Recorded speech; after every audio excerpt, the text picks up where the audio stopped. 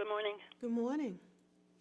We are here today to talk about what parents need to know about meningitis, including the importance of two separate vaccines to help protect adolescents and teens against meningococcal disease. Joining us now to explain this all to us is Dr. Tamera Coyne-Beasley.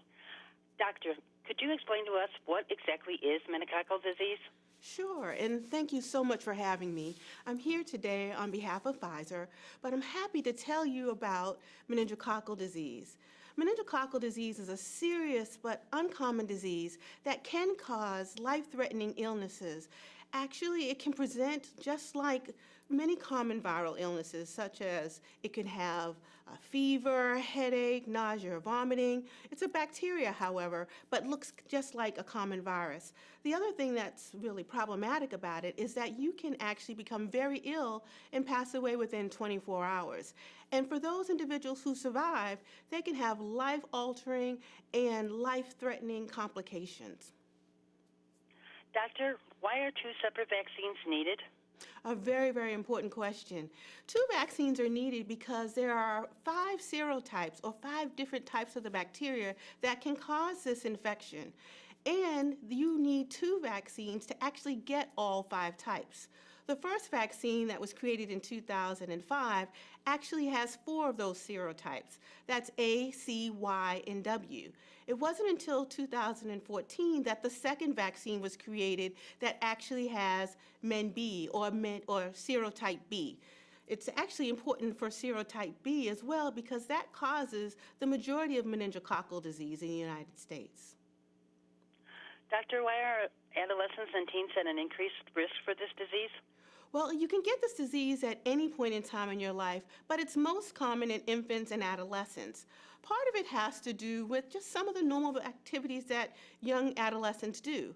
For instance, they may live together in close quarters at summer camp or even playing sports or even in college campuses, but they may also share drinks. They may share water bottles.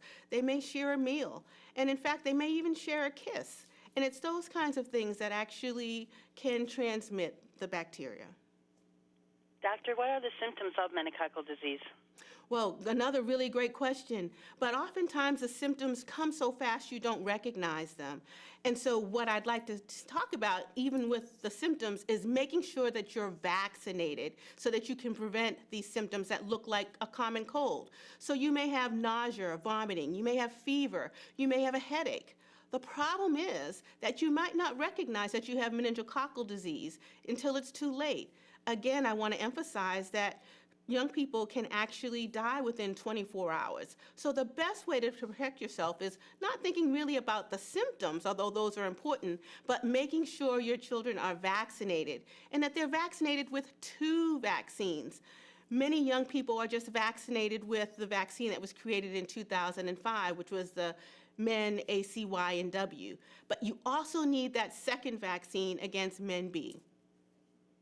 Doctor, what should parents ask the doctors of young adults about how to protect meningococcal disease? Yes. So the one thing you want to make sure when you talk to your doctor is that you actually have received 2 vaccines against meningococcal disease, that you not only have received the A, C, Y, and W, but that you also have received Men-B. Talk to them about them because you have to make sure that you're actually the right age as well. The other thing that's important to do if a parent has any questions, particularly after they might leave their doctor's office, is for them to actually go to the website, meetmeningitis.com. Doctor, what are the effects of meningococcal disease?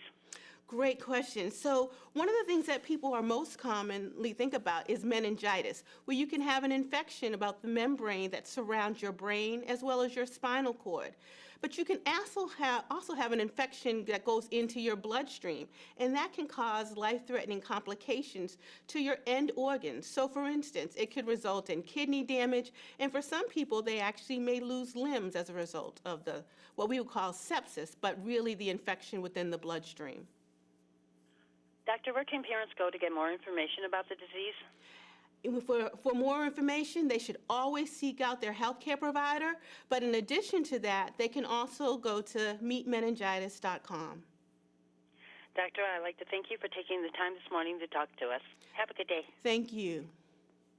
Bye. Bye.